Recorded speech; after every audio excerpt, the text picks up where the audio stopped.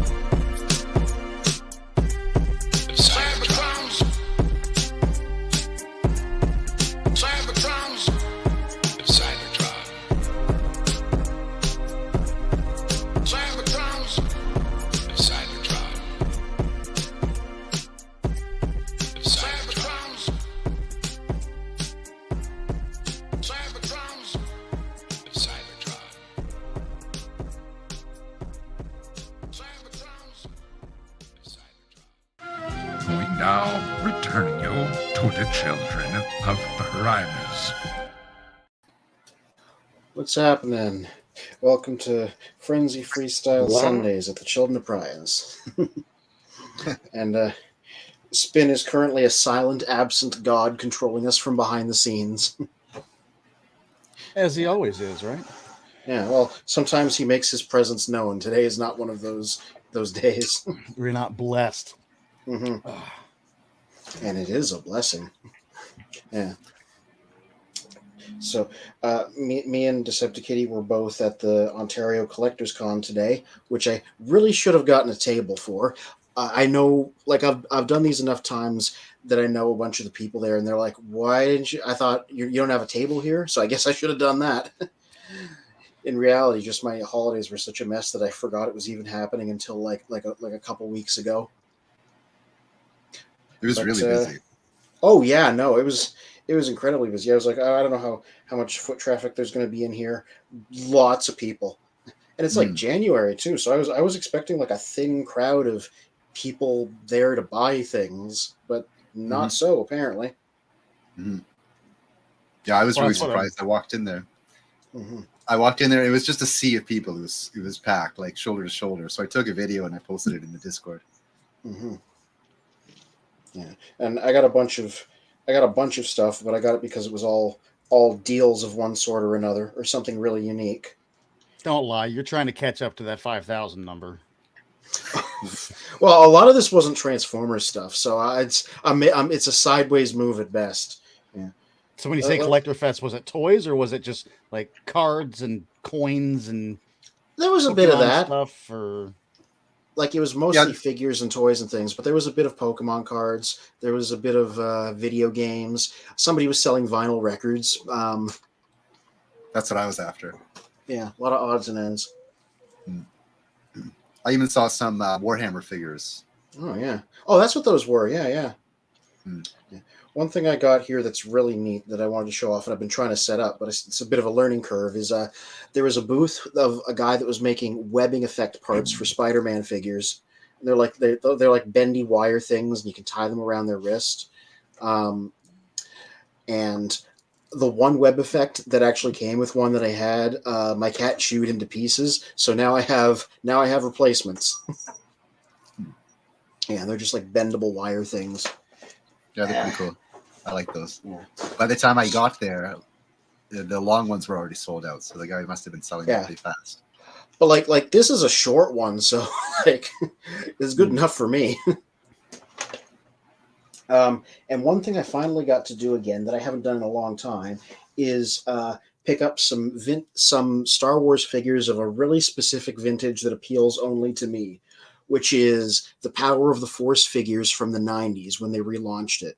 And I know that only appeals to me because they go for like $5 a pop carded because nobody wants them. I'll take them off their hands though.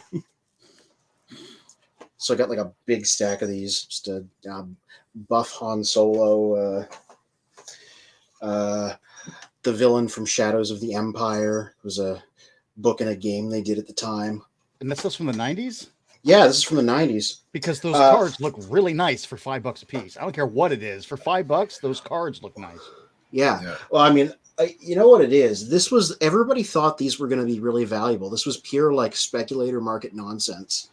Like, here's a Jedi Knight Luke Skywalker, and you can still see the price sticker there. It's $6. So I'm like, why wouldn't I?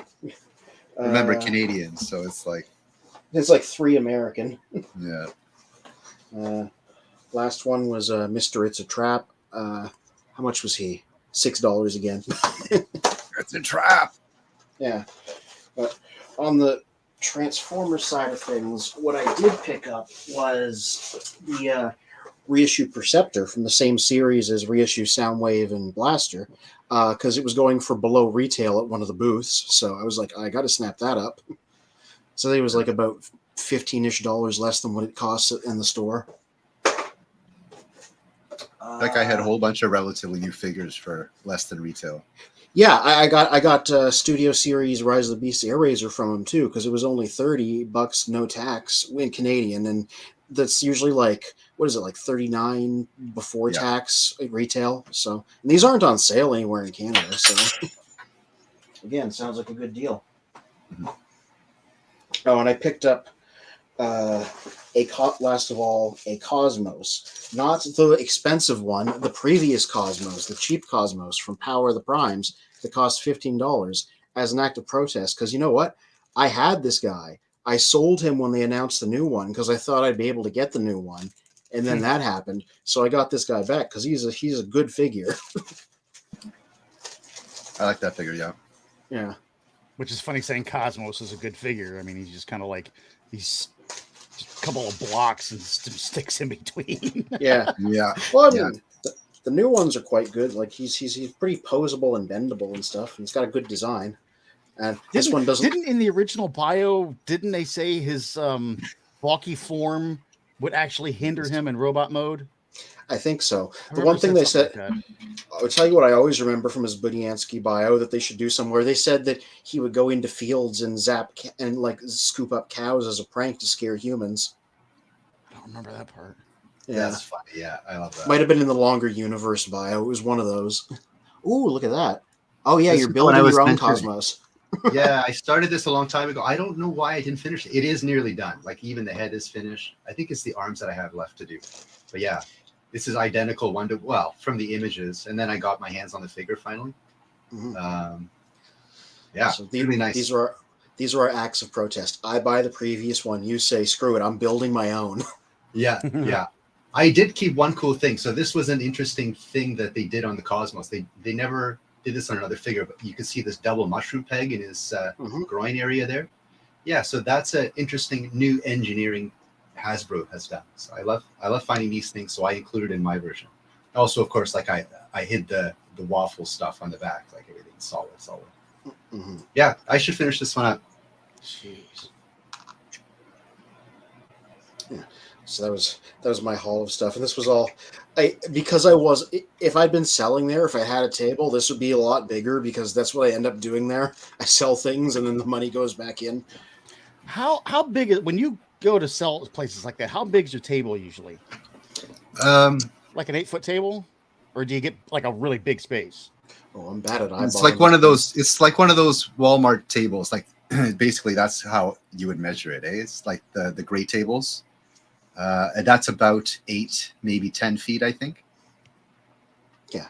And then, and then you have about 10 feet away from the wall you could use, I guess. Yeah. I usually bring shelves with me to stack behind the table too, behind the space. So, you got room to expand. I'm asking because I mean I've done like flea markets and stuff like that before, but I've never done a toy show, and I'm doing my first toy show as a vendor come May. So like I'm looking on kind of how to do it and how to squeeze like the mass amount of stuff, onto the 8-foot table that they're giving me. So that's funny. I was thinking about that when I was there. Immediately when I walked in the dealer room, I'm like, okay, this is significantly different from TFCon. Because TFCon, like, it's kind of the regulars, like I'm used to seeing the same thing over and over. So this was like a bunch of different types of people, Funko Pop people, card people, action figure people, and they all had different setups. And I took a quick video just to like highlight all the different setups they had, just for ideas for the next time we go to a convention. I might be interested in seeing that. Yeah, check it out on Discord in the general channel, I think. Yeah. Yeah, because I didn't know like what to do. I mean, I've got the table mocked up, and I got some of the stuff out on the table, and I've got more I could put up there, but I didn't know, like, if the stuff on the table sells and I don't bring extra stuff with me, I have an empty table. But if I bring extra stuff with me and the table doesn't sell, then do I set the extra stuff out on top of it? I mean, I don't know what the heck to do. It's a good problem to have if you're clearing the table, at least. Yeah. If you could use your backup stuff. Yeah. I know I'm not sure.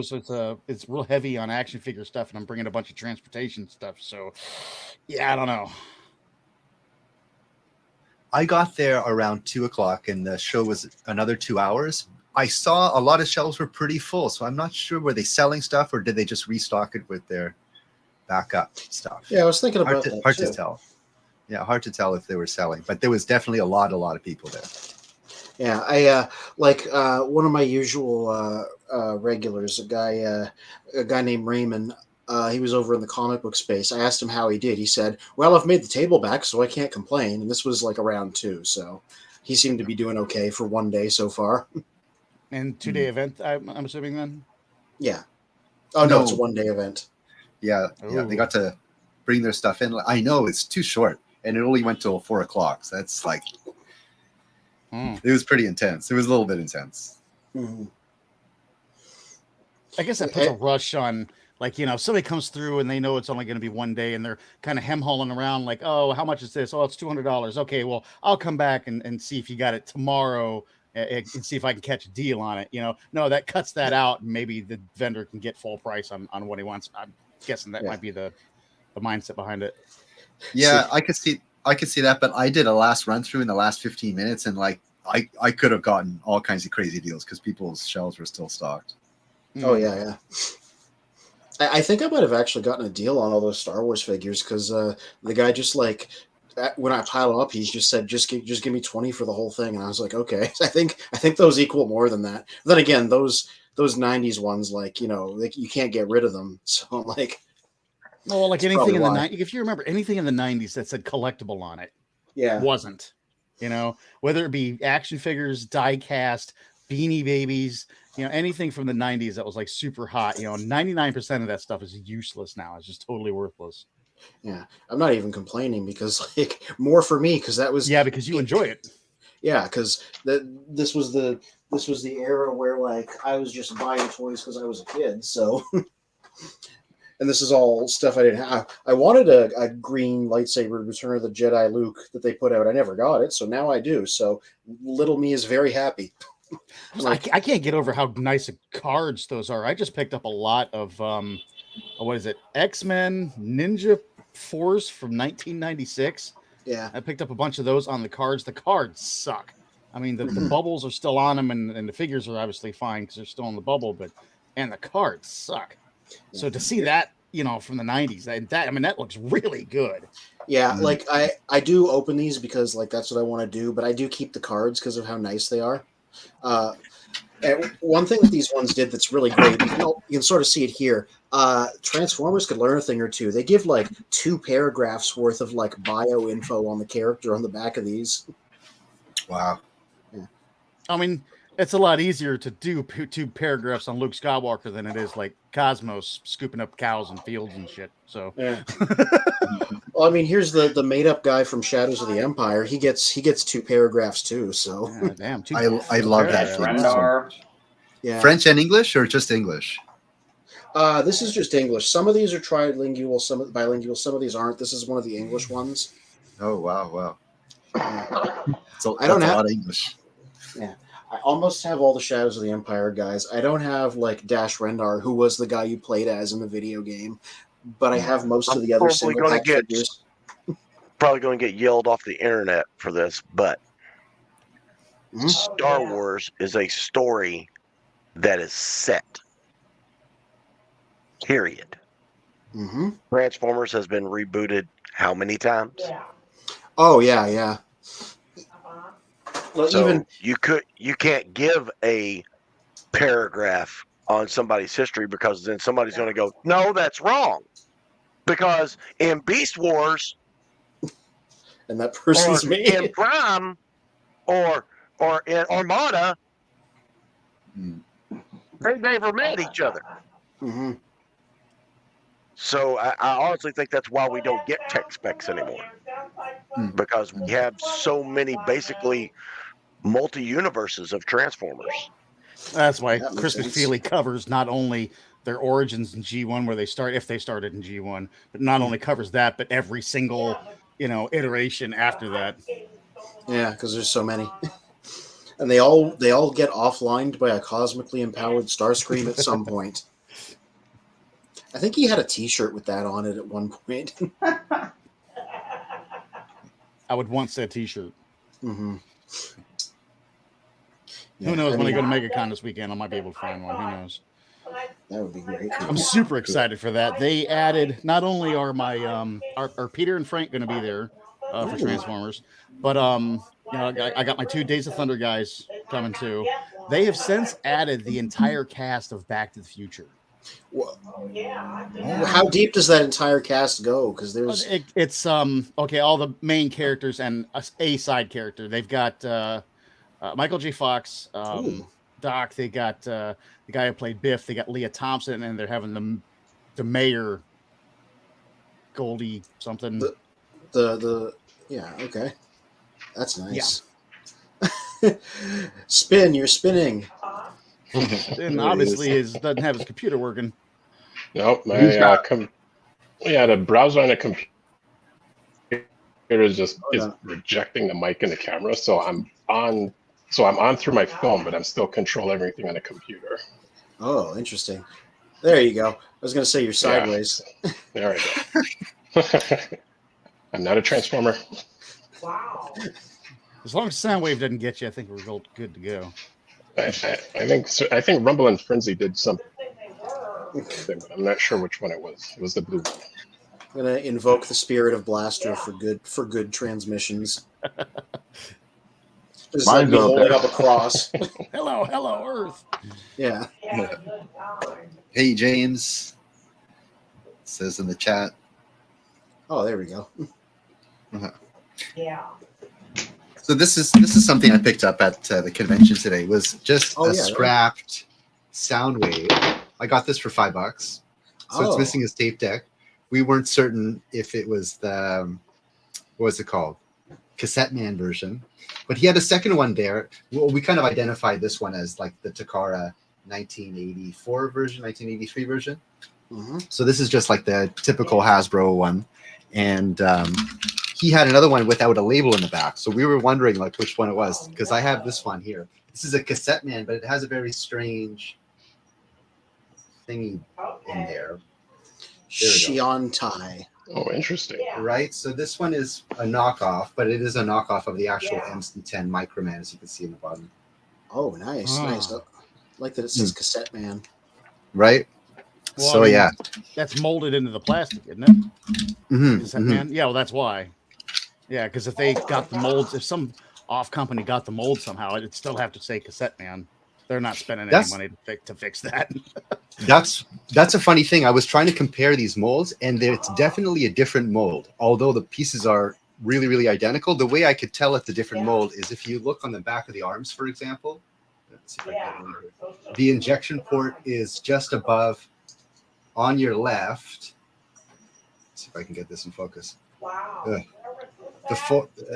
I can't point. So the injection, yeah, you can see it, right? The injection ports. That's what I'm trying to get at there. Yeah. But otherwise, they're identical. But that must mean it's a different mold. So they copied it like really, really closely in a brand new mold. So your Shiante Cassette Man Soundwave Diaclone Transformers KO from 1984. Mint in the box is worth $450. What? What? Holy shit! I had no knockoff idea. is worth that? All you've got to do is search for the Shiante Transformer. And the one sealed in the box popped up second in my search. Okay, it's listed for 400 or it's sold for 400. It has listed. Let's see if I can find a. This was the first Soundwave I've ever got. I remember when I got it at this local comic book store in the mid 90s, early 90s. Yeah. I had no idea what it was. Well, I just thought it was a regular Soundwave, but it is a little bit more purple than the actual Soundwave. It's like a shockwave color. Be more like comic version. Yeah, that's what I thought, and I loved it. I like the color, and I love the comics, so definitely, it's good. That's something that 4 years of the brand, they've never done a purple Marvel Soundwave even once officially, and it's an easy layup. Yeah, I didn't realize they didn't do a purple. You might have answered That's your own something question there. Purple Marvel Soundwave. I mean, legalities being the way they are. Oh, they've done those before.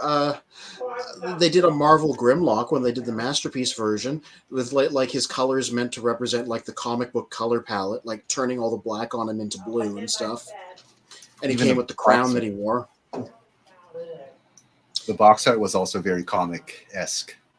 Yeah, I mean, Legacy G-Axis is directly based on his art from the Marvel Generation 2 comic.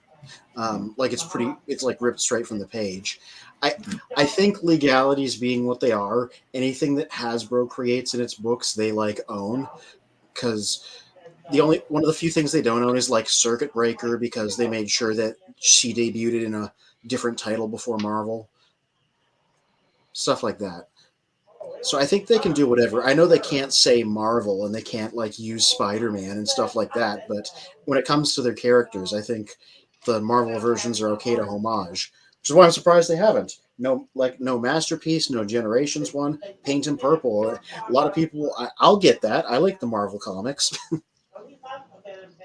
So one sold July 7th, 2023 for $395. Wow. All right. Cool. That's awesome. Okay. Out of the box, mint condition, no box, sold for $120 on January 6th, 2024. And a one with the right arm broken, but the door is intact, sold for $51.99. Cool. Is that the Shiante one? Mm-hmm. Yeah, you've got some money there. Sweet. I love it. I'm not going to sell it. I'm just going to love it even more now. Yeah, I do like, with my large collection of Transformers or whatever, just every once in a while checking on eBay, like, yes, it is worth that much. And no, it's not for sale. That's right.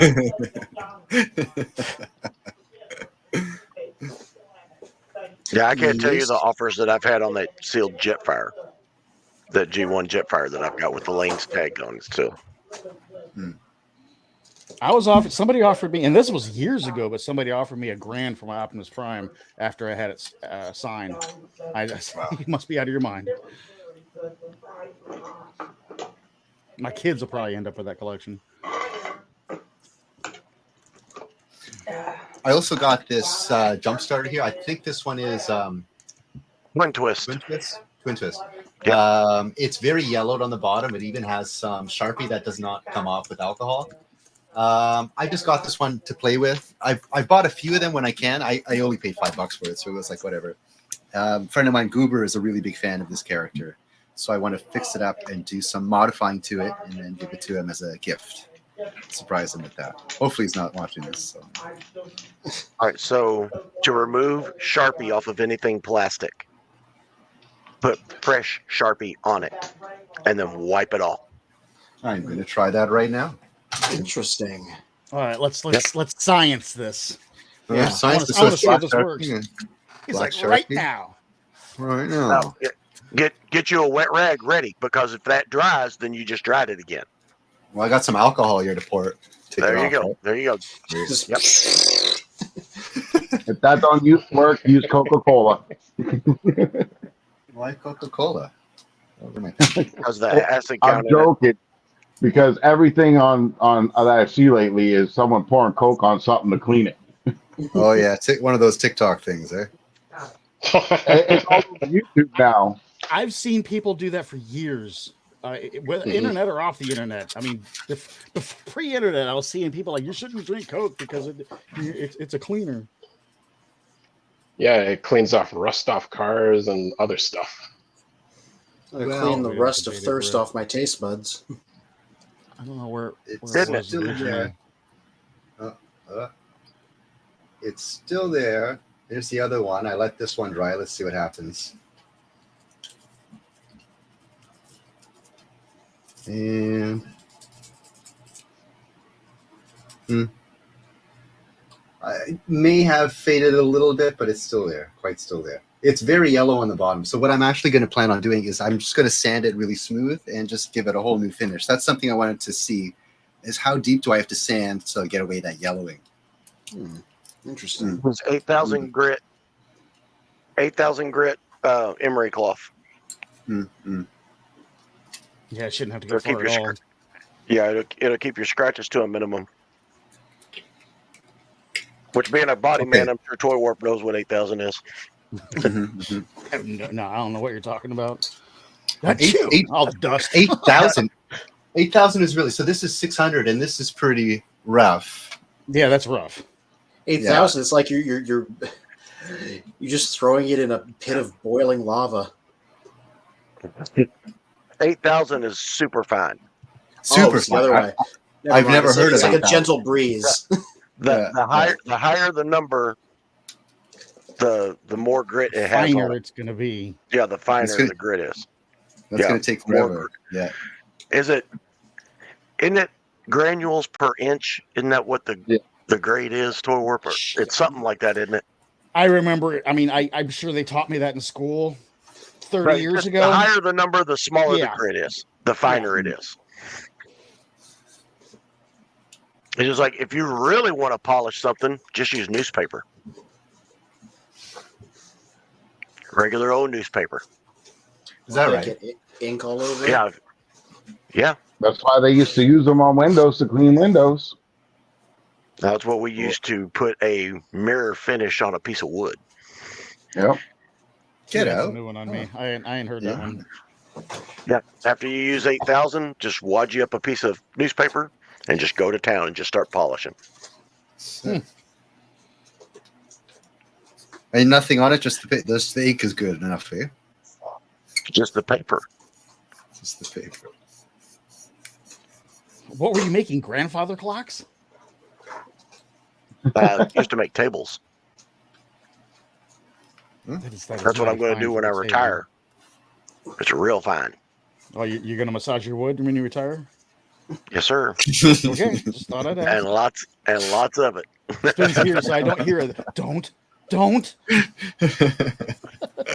I'm going to run the show in the background.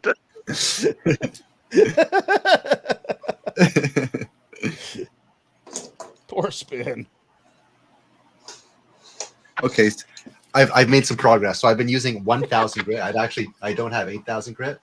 But you could see in the middle of the foot there, where there's that little raised bit. Already, the color is coming back. Already, it's turning white. Yeah. Yeah, just a very, very little bit of sanding. I'm going to go to town on it. Like, I'm going to take away all of these seam lines. I'm going to take away all these injection mold marks, just for fun. I really want to experiment with customizing this one because I don't think I've ever really done that. Yeah, you go to town on it with something that's real high grit, real fine grit, and then you clean it really well, then gloss coat it. Yeah. What I was going to do is I was going to maybe matte coat it. Like, I was going to get the plastic really shiny and then do a matte coat. I heard about this technique. I don't know why my camera's not focusing. You're a man of mystery. Pretty cool. I'll just keep running my mouth in the background. Yeah, you guys have to. Spin's usually up on the comments, so you guys have to throw the comments at us. Oh yeah, I was trying to keep track of those. Anthony's like, "Oh yeah, comments. I forgot we were live." I just hang out. You know what I mean? Selim, you're being awful quiet tonight. What's going on with you? I see Tasmania Kid. I'm just messing around with these Junkicons. I had them as a Junkosaurus, and now I'm just putting them back together. Oh yeah, you can make the Junkosaurus box. Yeah, I made the one where it's one of the traditional Junkicons, and neither of the funky color ones. Just one crash bar, one scrap hook, and one trash master. That was such a mess of what you had there, like from the beginning. When you first came on, I thought you had like parts of I am directly underneath the enemy scrotum devastator. It's kind of what it looked like. I thought we were having a guest tonight. Are we having a guest tonight? Yes, we are having a guest tonight. Yes, we are. Our Guinness World Record guest of Transformers, which is super cool. Like to have a Guinness World Record about Transformers. Isn't he from England? Transformers. No, he's from the United States. Okay, well, I just remember the last time I seen a Guinness World Record, they were in England. Yeah, I think we might be able to get into that because I have quite a few questions about his record there I want to ask him. Well, that's one I want to know is this. Mine is just this. Does it count for every single figure, or can you have multiple figures and count those as well? Yeah, that's what I was wondering. Because, the same thing, actually. You know, I got a lot of Transformers. A lot of them are packed away, but Jesus, man, I don't have hardly any doubles, like at all. And the last count I had was like 3,000, and that was almost 5 years ago. Time to get out that Excel spreadsheet and start filling out those lines again. Magnus, do you have a inventory of your collection? From about 3 years ago, but it's on my old computer. See, that's what happened to me too. It's hard to keep. I need to redo one. I did all on an old laptop and it fried. I never really thought the amount of pieces in a collection was really relevant until the night that you guys interviewed me before I was like permanently on here, and you guys asked me how many pieces I had in my G1 collection. I was like, I didn't know I was supposed to keep track of the number. Honestly, it's nowhere near the number of what you guys got, but you know. Well, my G1 I never thought about a number. My G1 connection is just in that one little cabinet right there. Mine is full out. You know, I've got G1, I got Beast Wars, Prime. I'd say my biggest numbers come from the WFC, the newer stuff. Yeah, my G1 collection just got bigger. I just opened the retro Perceptor that I got. He's immediately impressive because I heard he was like incredibly posable for a G1 guy, which is true. How many G1 characters have knees and like legs that do this and elbows? Not very many. Yeah. It's just a very, very articulated box guy. Yeah, this is one of my favorite figures. He is a triple changer. So he actually has like a tank mode, which wasn't advertised in North America because the original toy was a micro change figure, just like Soundwave, and those little guys could ride in it. And there was a little seat there for the tank guy, and the microscope lens was the cannon. And you didn't get the little guys. It should kind of work, Anthony. If it's I just get a blur out of it right now. Oh, I'm looking at it the wrong way. Well, I'm getting a blur, but there is light coming through. I can adjust it, so maybe I can get it to focus. Yeah, Perceptor's a great figure. They also kind of homaged him. I think it was in the Transformers universe where it was like a kind of a minivan looking thing, but with tank treads. Yeah, the Reveal the Shield version. At that point, they wanted everybody to be realistic vehicles. I have the Titans Return one over there. That was a proper microscope again, and it even did have the tank mode. And because it was a Titans Return guy with the little headmaster feature on it, he had the same cockpit seat that he did in his old design, so the Titan Master could sit there now. Oh, I gotta take your word for it because the 2 Perceptors I have are sealed, so they're actual G1 sealed. So I gotta take your word for it. I was all excited when I was out shopping for them, and then I finally the first one that I actually found, I found it at a real good deal for it being sealed. I'm like, well, I can't open this now, and then I come across another one. It's like, well, I can't open that one now. Yeah, don't open it. I think Perceptor and Soundwave are probably the most G1 characters I got as well, because like I could find them anywhere at garage sales, flea markets, all kinds of crap. I even found a one that wasn't even open that had a Zeller sticker on it from way back in the day. That's cool. Even the stickers are awesome to keep there as memories. Yeah, well, I didn't take it off, not even at all, because like that just shows you, like even the stickers all yellowed as shit and everything. Someone kept it in a window, but it's got that Zellers on there. There's no more Zellers in Canada, so that when I comment had that was just up here, that one, I'm guessing that's from Spin, that Children of the Primus, the Facebook group, believe where I did the 5,000 number has been a conversation piece. He had made a post about tonight's thing about us having our guest on that had the 3-time world champion. Our guest world records at 5,000. There's a lot of people on Liberated that were like, I have 5,000. I mean, so Yeah, how do I get registered? What they're not understanding is what I was telling you all. I have over 5,000 pieces in here, but I don't have 5,000 individual bots. I have multiple molds because the collection or the record, as far as I was told, was the mold, be it unless it's painted a different color, that still counts as one. yeah. Really?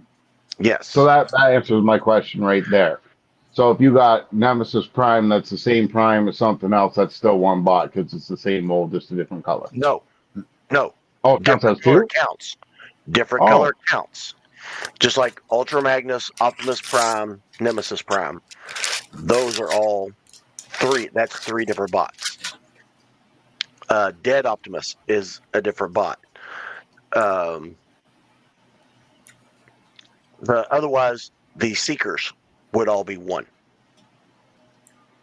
So and it only counts bots, not tie-in products, I'm assuming? Correct. Here's a question. What about, like, for example, North America Black Arachnia versus Takara Black Arachnia, which has slightly more shiny colors? Yeah. Well, you'd have to talk to somebody that knows more about And it the than KO. I do. And the KO Yes, is it's different time. colors from all of them. The KO version is different colors too. Or is that we have to have Spin to have that? No, he's running the show from the computer. So I guess the guest had to lay some kiddos down to bed. That always takes a little longer than anticipated. So he said 8:30. It's 8:45 now. So yeah, okay, correct. Yeah, I know how that goes. Well, I mean, I don't have any kids to lay down to bed, but I know how that goes. I don't anymore. Not anymore. We celebrated. Tonight was my oldest's birthday party. We had dinner for her. She turned 25 last week. Happy birthday. My son was in Las Vegas for carpenter training. And so he wasn't going to be able to be here for it. And he's like, I really want to come to her birthday. So we put it off a week. And that's what we did today. I see. Cool. Bacon wrapped filet mignon. Okay. Nice. That's the only thing she's ever asked for her birthday is she wants that meal. Don't worry about presents. I want that meal every year for my birthday. Sweet. This is a person of taste. Jeez. Yeah, 100%. Apparently, the happy birthday song is not actually copyright, so that was actually challenged. So if you're at a restaurant, I know, and a whole bunch of restaurants did too, right? So they would sing their own like "Happy Happy Birthday" song. Yeah. Not necessary. Not necessary. You're kidding me. That was such a huge thing in the news. I don't know, like, what was it, like 6-7 years ago? You gotta be kidding me. Not kidding. There's been a lot of talk about public domain stuff at the beginning of this year, like Superman and Batman are going to be. Oh yeah, because Steamboat Willie finally made it to public domain, and they're still taking it down on YouTube. Yeah, I heard that. The power of Disney, my friend. Exactly. Oh exactly. Yeah. Frankenstein is public domain. I was surprised, but I guess I should have known that. Oh yeah, the books. I think is the Universal Monster Green bolt-headed one that they invented in the 30s. Is that public domain yet, or is that still copyrighted? You know what? That's what they had said. Yeah, the green Universal one is not public domain, but the Frankenstein character, that's what it was. Okay. Because it's up to 100 years now. I mean, Disney's the whole reason we've been fighting this, because basically they wanted to protect Steamboat Willie, because they know if Steamboat Willie fell into public domain, then so would everything else afterwards, including like Snow White, which is ironic because they've taken these stories basically from public domain. Yeah. Made billions off of them, and now they still don't want to let them go. They don't want to let them go back to public domain. Weren't they all like German, like and European, like horror stories for kids at first? Folklore. A lot of them. Folklore, yeah. Like I thought that's what it was. Yeah, a lot of it. Corporate greed. Aladdin was based on this Indian thing. This is also debatable. It was called like the Three Princes of Serendip, and there was like this lantern in a cave with the genie and all that. So they all come from some public domain thing. I mean, Disney's put their own spin on it to make it more kid friendly because that's who they're trying to sell it to. But basically most of this was Middle Eastern to European folklore. Anthony, you look like you were going to throw Perceptor at the camera there for a hot second. Yeah, no, I was just going to say I got the microscope done. Nice, there you go. Yeah. Transformation. The instructions don't say how to do the tank mode, so I'll have to try that later. But I'm like, yeah, look, it does the zoom in out thing. But no diecast. There was never diecast, was there? Yeah. There's a little bit. In his torso here, I think. That's it? Yeah. Well, it doesn't need a lot of it. I was noticing that the knobs are gray instead of chrome. Yeah. Well, it's because this is the Toon Colors repaint, and that's been the thing they've been doing, which not everybody is a fan of. But I'm also like, chrome doesn't last, so these flat colors at least are future-proof. Exactly. I mean, chrome does last as long as you keep your grubby little paws off it. Those oils for your skin and stuff. It does last. Yeah, I don't know. The anybody that lived through the trans-metal era of Beast Wars in the 90s like I did, none of those guys. Unless that thing is sealed in your package, you're never going to find one where the chrome isn't dinged to hell. Even my in the rat package, there's in the package. The chrome's chipped off even in packaging that's never been open. Yeah, I've heard that. One, right here you can see that. I just put a link back there. What the heck is Charlie C saying? Who is this new Children of Primus person in the chat? It's our Lord and Master DJ Spinister. Long may he reign. Anthony, there's a link in the private chat you should bring up. What am I looking at? It's the longest URL known to man. Yeah. Mickey with the Infinity Gauntlet. Why did you send me Mickey with the Infinity Gauntlet? Read the stones on it. Disney, Marvel, Star Wars, Marvel, 20th Century Pixar, and Disney. Yeah. Wow. Yeah. Mm-hmm. Yeah. One. You all were just talking about the all power of Disney. There it is. There it is. One entertainment company to rule them all. Yeah. That's right. Till all are one. It doesn't just apply to Hasbro. Suddenly it takes on a sinister connotation. Yeah. Well, that's because the Autobots are actually the evil ones. Yeah. What is this? The early 90s? The comic books had an interesting take on the Matrix in Matrix Quest. Yeah. In the mid 80s, where like it wasn't really good or evil. It was just like it was its own entity. It had its own interest. Yeah, very interesting stuff. Like you could take that in all kinds of directions. It became evil, if I remember. Like it wound up getting corrupted because it spent too much time with, I think, Thunderwing or something. Yeah, Thunderwing. Yeah. Oh.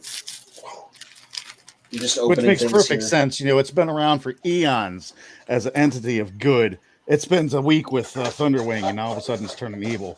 That's probably because it only took a week for them to see the truth that the Autobots are the oppressors. RJ Eagle, DJ Spin is in the chat. Who's going to moderate things? And Spin is running things from behind the scenes. If any of us get out of line, he can just boot us, just the same as you typically would be able to. Yes, it's just you just imagine him saying don't over and over in your head. I can see him shaking his head right now. Mm-hmm. I mean, DJ remembers, says Spin, I can hear and moderate at the same time. Yeah, this is where I remind Spin that this is a character that's known for peeing on fires to put them out in the original anime he appears in. What kind of animes are you watching?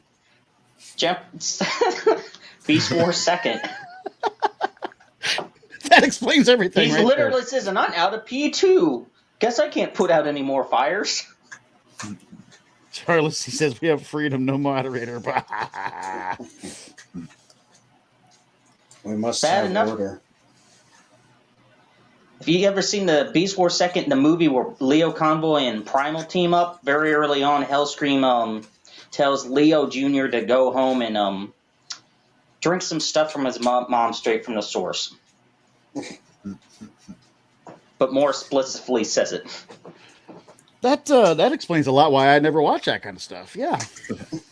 They're Well, fun Japan, watching. So I've watched them a couple of times. They're incredibly different than what you'd expect after watching Beast Wars, but they're fun watches, and unfortunately not very memorable because I don't remember much from it. Beast Wars 2, which version? Yeah. I do. At least it had some of that good 90s animation to look at while you were watching it, so that at least it's more visually memorable. I'm just going to assume that's sarcasm. The two Japanese Beast Wars and Armada, I'd rather watch those again than Energon and Cybertron, which are like very CGI heavy, and the robots do not emote at all. Mm-hmm. Especially in Energon, they just look like they look like steroid muscle builders who can barely move. Oh God, wasn't Energon like what do they call it? Just basically Flash animation. Yeah, pretty much. Yeah, it was like the early, the really early days of Flash animation, right? Yeah.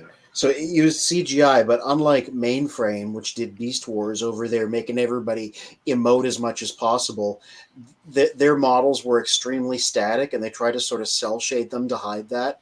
So none of the robots really did anything or emoted much at all. You get like the lip flaps, and you get them swinging their arms to the sides to walk, and like nothing at all. It's one of the reasons why people call that the actual worst show. They're like this, just much slower. Yeah. I think I heard somewhere the intention was to make the characters in the show very similar to the toy characters, so they were all very boxy and.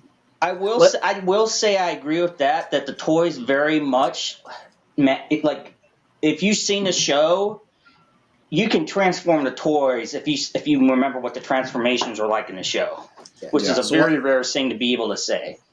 I can't verify this, but I've heard people say that on Energon and Cybertron, those CGI models were so accurate you could see the screws and rivets that hold the toys together. But they still, like, as part of the character models. So they had that going for it, at least. Like, I think those two shows, they have some neat lore to them. It's just the animation is just so damn stiff. You can have stiff animation, but if Energon, at least after a while, they did realize more towards the end, they start having like little 2D insert shots. Yeah. to show like Optimus and Megatron and other characters emoting at least a little bit. It's really funny how you have this CGI show, and then they're like, "Oh, we need some detail. Quickly, switch back to 2D animation." Before Like AJ I said, signs there's in, cool lore in that those shows. It's just, So to Spin's comment there, and he talked about the HasLab rumors. We're gonna know what it is on Tuesday because that's when they're going to announce it, January 30th on a stream.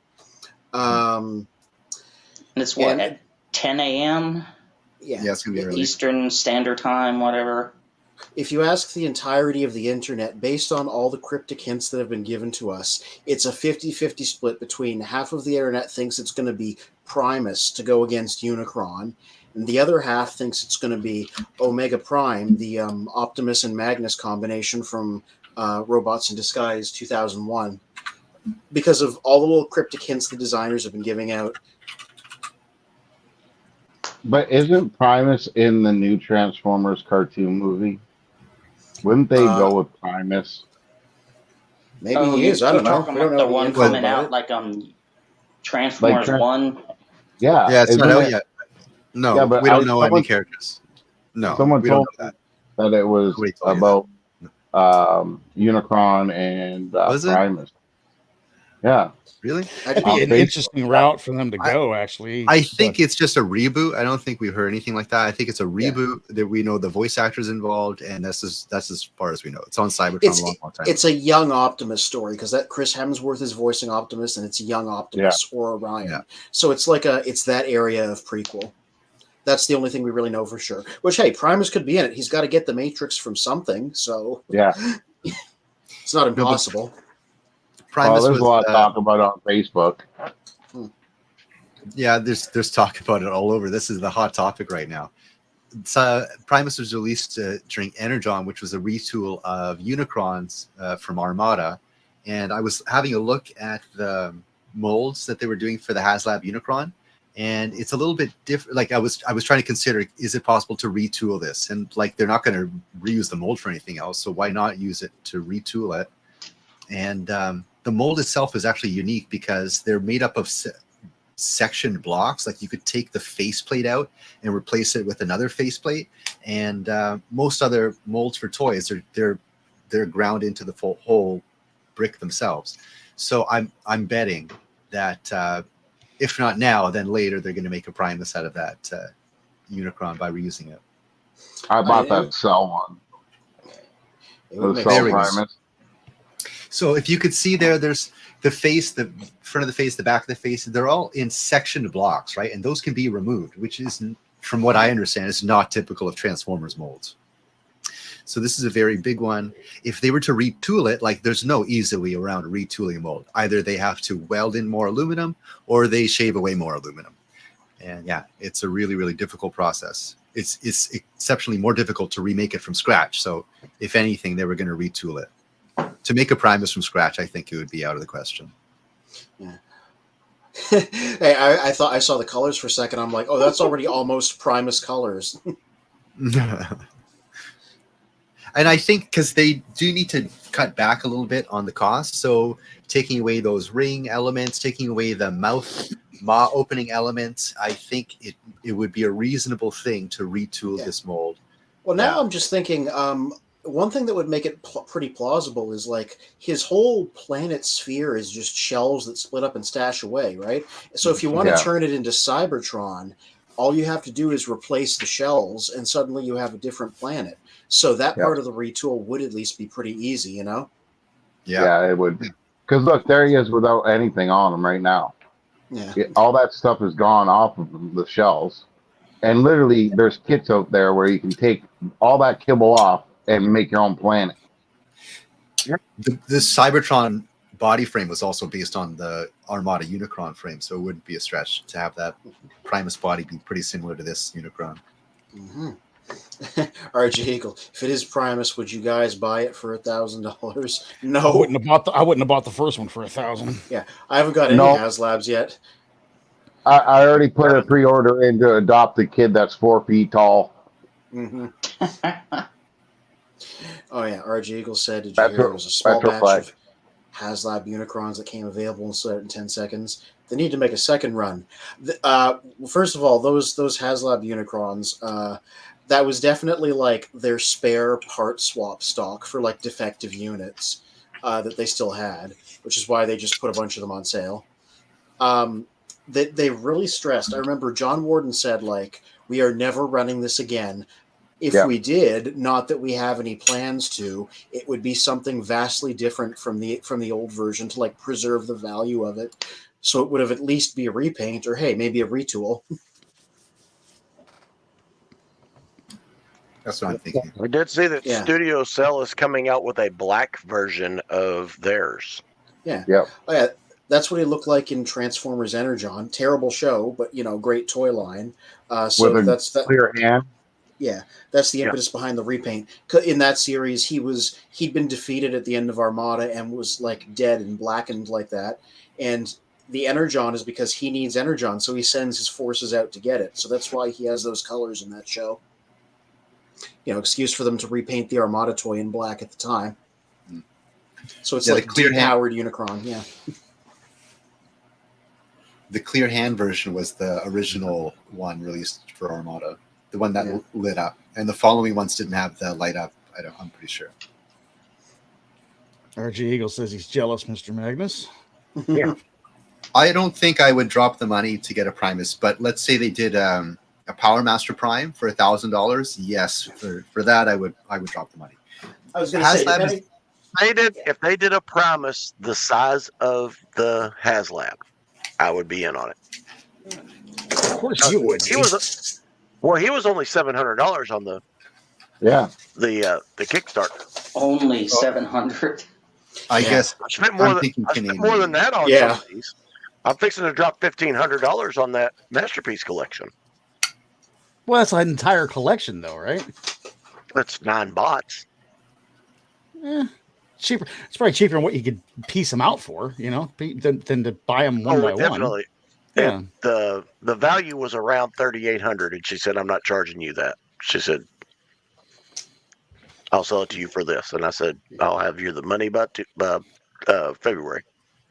Dare 2727 says that combined Magnus makes no sense for G1. Yeah, not for 40th. There are a lot of hints pointing to it, but the biggest strike against it is that it is a weird choice for a 40th anniversary figure. Like, it is an Optimus and a Magnus, but it's the versions from the 2001 toy line, which they were cool, but they're not originals. So it is kind of an odd pull. And that being said, I was involved in a discussion about the original versions, which I did have back in the day, and there is room for improvement, so I would welcome a new update.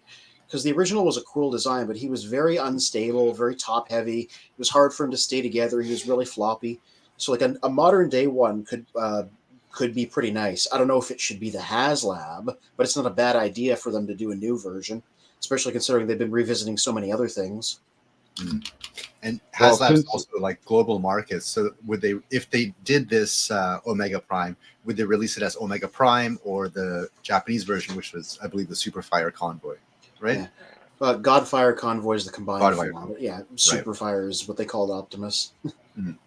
Yeah, and an important thing that somebody recently because the designers are just straight up on Instagram, right? So somebody just asked them in a chat, like, so you said there was a rule that you can't do Optimuses in HasLab, and one of the two designers there, I forget if it was Mark or Evan, they replied, "Yeah, that's not actually a rule. We were just sort of assuming." And the way he said it, people were like, "Oh, so this could be an Optimus then?" That was bunk. I don't know. Yeah. One point that it would never be an Optimus is that Optimus is frequently a character that they recolor. So that gets thrown out the window if they release it for HasLab. Yeah, and Robots in Disguise Optimus, not the full combination, just the Optimus. There's a yellow repaint of him that's like really popular that a lot of people want instead of the red version. It got reused as like a different character in a modern Generation Selects comic, so a lot of people want it for that. Splendid Yellow Convoy is the name of the character. I love those Japanese. Gonna say it. Yeah, it's the Japan names. Yeah. There's also a clear special edition one that was released in Japan. Yeah. So yeah, I think what I'm Another getting at thing. is I would like them to do an update of this design because it's a fun one. It's good looking and there's room for improvement. But I don't know if I want them to do a HasLab of it because that would price it out of most people's range, and then you wouldn't be able to do the fun repaints that a lot of people want. But yeah, you brought it up. If they did Power Master Optimus with all the fixings, that might get me because that's one that I would love to see them do the full HasLab treatment for. And then you could give him like God Bomber, like he did in Japan and Master Force, and it could be like a whole big thing. That's the one that I would want most of all. I don't know if I have HasLab money; depends on what they charge for it. But that's the one where I'd be like, I gotta go think about some stuff. I gotta go over to the lake and skip stones and think about some things. Ditto. Yeah. Yeah. Look, Jessica, we gotta pawn off our wedding rings to pay for this transformer.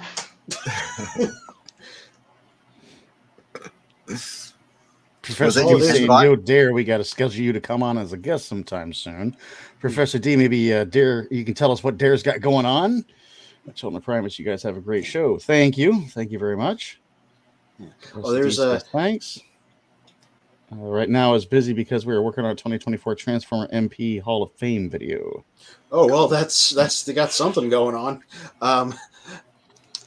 Looking forward to it. Oh, there's the Optimus pen in its robot mode that Freakenstein has. Those are some funky proportions. Looks like Orion Pax more than. You know what I Optimus. was thinking though? Honestly, if I could get myself actual Optimus Prime blaster the size of a normal pen and a Megatron cannon, I would rock them every day. I get the pocket protector for them and everything. I don't even care.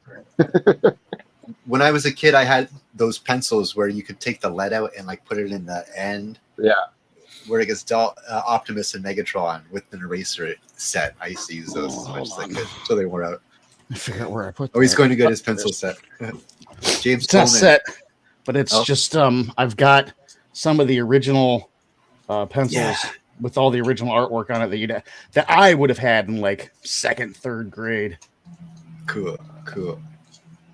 But you know what I'm saying though, like a size of a pen, but it's an Optimus Prime can or rifle, and then size of pen, Megatron, and that's what it is, just a pen. I hate to read this comment. It's James Coleman, and you guys are talking about the new stuff. So excuse me if I'm trying to converse Latin here, but I still have Transformers Cybertron Primus figure. I wish that in the series that Unicron and Primus would do a universal smackdown. That would be awesome. Yeah, that's funny, and that speaks to like how the toy releases shape the narrative because Unicron and Primus never actually faced off in those animes because they did the Unicron toy and then they did the repainted Unicron toy in the 2nd show, and then in the 3rd show they did Primus, so there was no Unicron on that show. So you could buy them and get them to smack down, but on the show they just never ran into each other. Yeah. Did anyone see the Galactus versus Unicron? No, I still been meaning to watch it. Dude, you gotta watch it. I think I posted it up in the Facebook group. Yeah, Which, I saw by the that. way, everybody watching, we've got a Facebook group as well, Children of Primus. Yeah, on that Facebook. thing's thick, man. Yeah, really well done. Really well done, CGI. Yeah. Dare 2727 says that Robus and Optimus would have been an awesome 40th anniversary HasLab. True. Yeah, true. And D says HasLab remold as Primus is a no-brainer. There we go. It says, yeah, Primus makes sense. Yeah, I wonder how if they did Robosan for a HasLab, like let's say the HasLab started off completely differently. Megatron and our Soundwave. I wonder how something like that would have turned out, like an auto transforming voice responsive thing. Because it was all done by a third party that Robosan themselves did it. So it's completely their style. Hasbro had very little to do with it.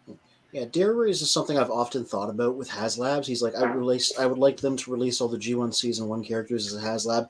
I've always wondered about that. Like, would it be, like, not even for Transformers, could they do a HasLab where it's just, like, an entire wave of a line of figures that maybe wouldn't get produced at retail?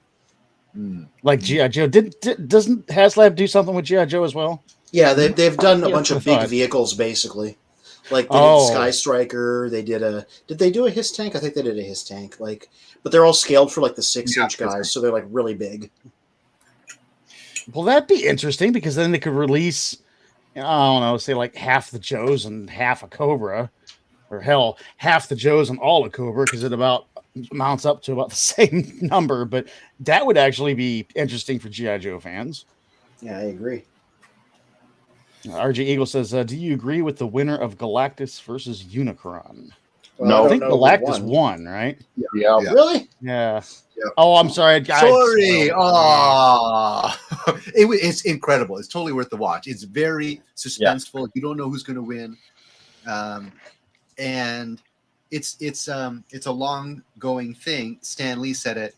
Who's going to beat who? Whether it's Wolverine versus the Hulk, it's whoever the writer wants to win. Right? Yeah, I always love that quote. Yeah, that's right. You can always go back and rewrite it, and then Unicron will win. Maybe Unicron's head is laying dormant for another few million years, and then they come back and they duke it out again, and then Unicron wins. Yeah, because that's I want to see a double KO. Yeah. I agree with that one. Trying to remember the name of the channel that does it. Death Battle? Death Battle, thank you. Yeah, Death Battle does it that way, but there's another one called Bat in the Sun that's got like cosplayers. Great. Yeah, they do Bat the in the live Sun's action freaking stuff. awesome. But they actually let the fans vote. So then it's less of a deep look into each one's powers and weaknesses like Death Battle does, and then it's more of like a popularity contest. Because I'm pretty sure Batman is undefeated in Bat in the Sun. In some ways, that does almost feel... If the vote is like really close, they'll do both endings. Yes. Yep. And who was it too? It kind of made me mad because I'm sorry, I've never been a Power Rangers fan. That just kind of annoyed me in the 90s. Yeah. So they brought back, I think it was Jason David Frank, the late Jason David Frank. And it was Power Ranger versus, I think, a turtle or something. And the Power Ranger like smashed him in popularity. And I was like, what? I remember seeing the one where he faced Ryu from Street Fighter. That was another one that he did. Okay, was it Street Fighter? Okay, I didn't quite remember who it was, but I just can't believe that any franchise lost out to Power Rangers. Hey, never underestimate the popularity, not just of Power Rangers, but of Jason David Frank and the Green Ranger. So, yeah, but it's not even that. It's the population of kids at that time that watched it. There was like twice as many people on the planet in a year. What? Mr. Statistics, Stats Canada over here. No, there was just a lot of more children around to watch Power Rangers than and all that kind of stuff throughout the years. Power Rangers is old. Where's our fact checker? That's insane logic, but I get the premise behind it. The population was higher because the world's population increases at a steady rate. So therefore, there were more kids watching Power Rangers than there were watching insert 80s property here. Okay, I see. Okay. And Spin comes on, be nice. Okay, Dad. Airtight argument. Spin coming on, don't. Like and subscribe. Like and subscribe and all that happy stuff. Absolutely. Oh my God, no. Hey, are we gonna get this guest on, or are we gonna talk 5,000 Transformers? What are we doing here, guys? I should ask Spin. Come on, Spin, give us an answer. There we go. Yeah, we're supposed to have a guest of honor tonight, and it's 9:15. He must be on his way. Is he still putting the kiddos to bed, or what's going on, my friend? Maybe he is. Give us the update. So this is the They thing. broke one of their favorite Transformers. This is the thing about me having two cats. Well, at least they weren't just using put themselves to firecrackers. bed. Fear. And there we have. Well, my owl must be right outside my door because I could hear him through my headphones. Crazy. That's awesome. You have an owl? Oh, he's huge. He's huge. He's like 30 inches tall. Wow. It's a great big old barn owl. It sounds like a monkey. It goes, oh. That's why I was like, he must be right outside. I'm sure your cats downstairs are just loving that. Oh, that owl would eat them alive. But do the cats think they could take them? Because some cats are like overly confident. My 7-pound cat. They would think that they could take them. Yeah, and then get carried off. Yeah. Now, a lab was out there to watch. If it flies, it dies. He don't care. He's a bird dog. Yeah. I've seen him bring down hawks. I've seen him bring down geese. That's because dogs rule and cats drool. That's right. RJ Eagle says, out of curiosity, does anyone have Power Ranger bots in their collection? I have the Pirate Zord and the Wild Force Zord, and they're actually cool with die-cast metal and all. Sick. I will repent a little bit. I was not a fan of the show at all, but the toys they had a cool factor to them. I will admit that much. A lot of great mechs. Yeah. I forget who designed them, but yeah, that was a big style of Bandai's at the time. There's a couple of them. That is the red Dragon Thunder Zord and the white Tiger Zord. These are the only two that I have. Oh, they're two good ones. Yeah. The red one there transforms into one of those long Chinese dragons. It was a really nice design. I had one that I picked up off the curb one time, and that thing had to be like 3 foot tall, and it almost looked like a base you could put like 3 3/4 figures in. But it was definitely, you could tell by the look of it, it was definitely power. I ended up looking it up, and then it was worth a lot of money. So I turned around and sold it for like $60 on Facebook Marketplace. Yeah. Sick. Yeah, it's one of those head flippy ones. Yeah. Ah, wow. I have a couple of those over there. Those were the best ones in the 90s because they were pretty posable for their time. And then you could do that little head flippy gimmick. Anthony, I think Soundwave is lurking somewhere because when you talk, you got just a little bit of feedback and just a little bit of like buzzing sound on your headset when you talk, and just a little bit. Soundwaves, he hasn't gotten you, but he's lurking. Hang on. And then RJ Eagle says, yes, white Tiger Zord, wicked and nice. I had all 3 of those pieces were in a box that I bought at a yard sale that had Transformers on top, and those were in the bottom of them. And I was like, hey, these are cool. So that's how they're in this collection. There's not something that I sought out on my own, but they were cool enough that they made it in here. I had the Green Ranger when I was a kid, and I don't think I remember it having the head flipping thing. I think maybe I had the edition that came before. I also had the Dragon Zord, like the Green Ranger Dragon Zord, and I also had like the classic Megazord. Yeah, I never had any of those guys, unfortunately. The con that I went to get Frank and Peter's autographs on my G1s, I'm drawing a complete blank on his name now, but the guy that played David Allen Frank, the guy that played the Green Ranger.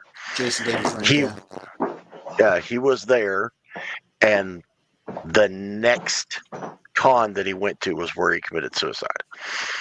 Ooh. Yeah, so and it's going to be really weird because I've seen him at so many things. He used to come to OMG Con. He used to come to Evil Con. These are our local cons that we go to every year, and he's always there, And now we don't see him anymore.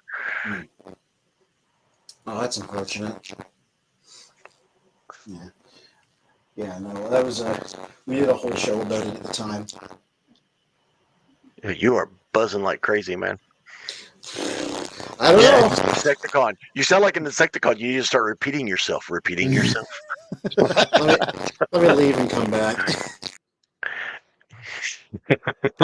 Now that he's gone, we can come back. Come back.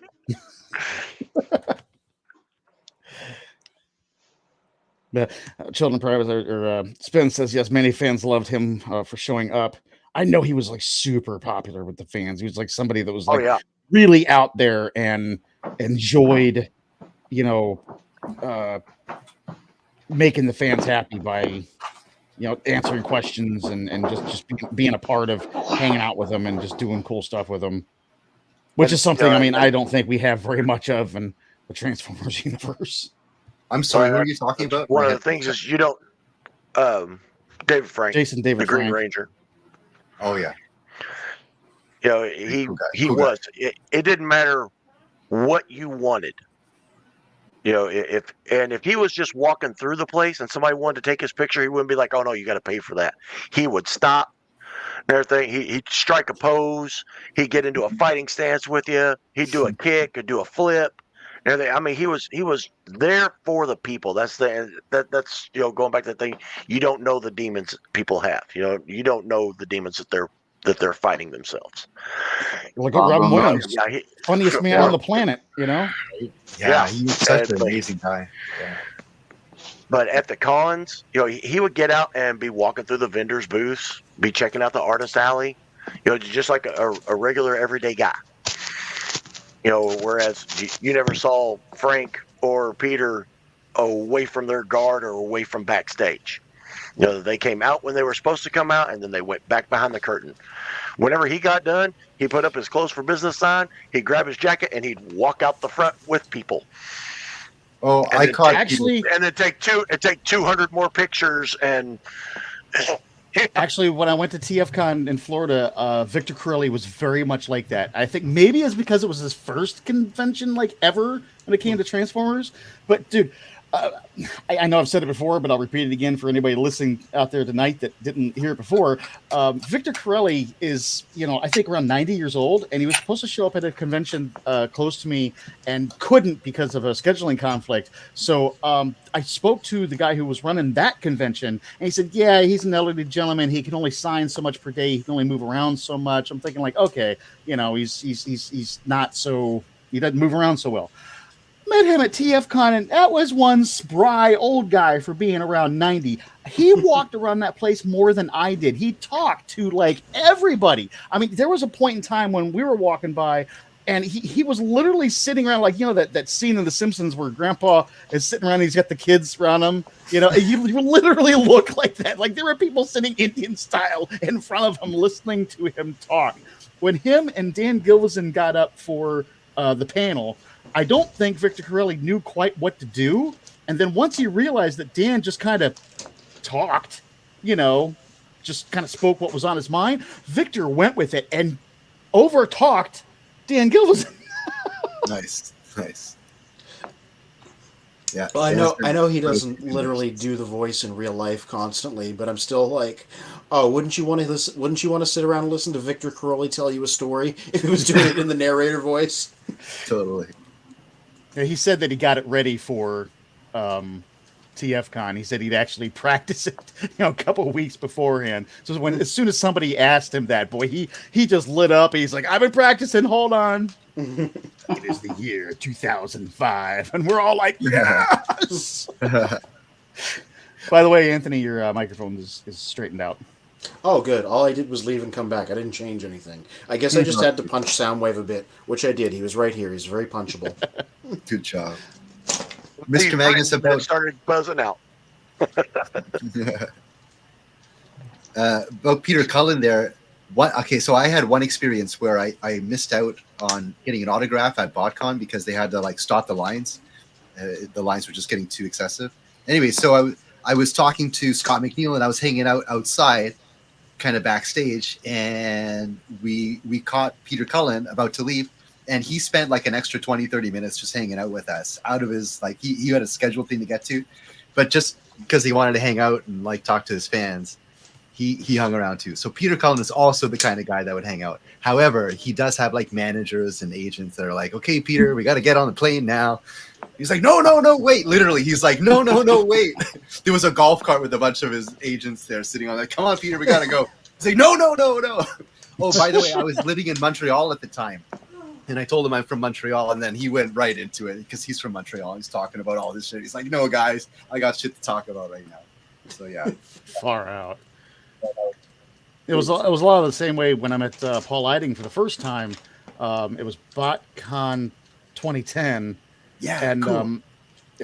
We were all filing in for the panel, and it wasn't even the panel he was on, but he was kind of in the back room talking to a couple people, and I happened to have my Perceptor on me, And I come up and I was like, God, oh God, he's just gonna smack me in my head. And how dare you approach me without paying me? And he's turned out, oh yeah, sure. And he starts talking about how he got into doing the character and shit. I'm just like,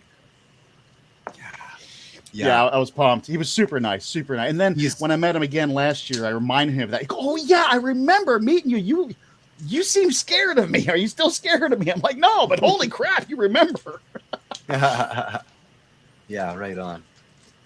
Yeah, Paul, I think is a great guy. He's super cool, super friendly. He has so many stories to talk about, and like he doesn't hesitate. Like he has always something to talk about, and no matter who you are, what you're into, he always can relate. He's a very relatable guy, very cool guy.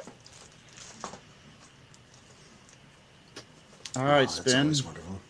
We got a confirmation yet?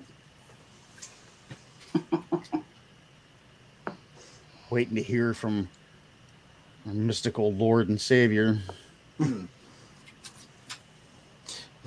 That nothing. The voice. Why have you forsaken me, Lord Spin? Why do you mock me, O Lord? Captain Kirk from the original Star Trek hated fans. Yes, he did, because he really wanted to do something else other than Star Trek, but then later embraced them because he realized that the fans made his career. So he had Leonard Nimoy's arc as well. I Am Not Spock, followed by I Am Spock, his 2 biographies over the years. Mm-hmm. So back in the early 90s, a couple of buddies, this is before cell phone, all this stuff. A couple of buddies of mine stopped by the farm here, and they're like, hey, we're going to Evansville, and we're going to go to the Star Trek convention. Do you want to go with us? And I was like, yeah, let me finish putting this hay up, and I'll get cleaned up, and we'll go. And so, long story short, we went to this thing, and this is my first fan-based convention. And I was like, look at this bunch of freaks right here. There's people there that's got the Klingon ridges. They've got Spock ears. They've got uniforms. I have, what in the heck is going on? Is James Doohan, the guy that played Scotty on the original series, he was the guest speaker, and he was my mom's favorite because of his accent. So I went through the vendor's alley, and I found a guy that had a card, like a baseball card, with an old Scotty, young Scotty on it. And so I bought that card for a couple of bucks, and I paid $10 so that he could autograph it. And I was trying to show off that HasLab Unicron back there. So anyway, we go in, and before he does the autographs, they're doing this little question and answer thing, and he's sitting there talking, and this name kept popping up, and I looked at Rob, and I said, who in the hell is Gene Roddenberry? And of course, that's the creator of Star Trek. I don't know. I'm not a Star Trek. I watched it with my mom. And he jumps at me and puts his hand over my mouth and grabs the back of my head. He goes, Bill, shut up. These people will kill you over shit like that. It's basically the equivalent of saying, who's George Lucas if you're at a Star Wars convention. Yeah. So. Right. Who the fuck is Gene Roddenberry? Oh, wow. Man, I knew that even as a little kid, and I wasn't like a huge fan of the original. That's wild. You wouldn't know who Gene Roddenberry was. They'll reenact some Klingon execution rituals or some. Big shame to the House of Goron. That's right. Archie Eagle says totally random, but I think a third party needs to complete the rest of the Transformers animated characters like the Constructicons and Omega. This is an untapped Transformers segment. Yeah, I wondered about that. That was a possibility for the HasLab too, but I think it's an outside chance. So there was a version of Omega Supreme in Transformers Animated, and he changed into the Ark. That's what he changed into in that show. Totally different design. Never made a figure of him, which was really weird because he was kind of like an important, big, climactic character. So I'm like, they could do that as a HasLab. Finally plug that many years old hole in Transformers Animated collectors lines.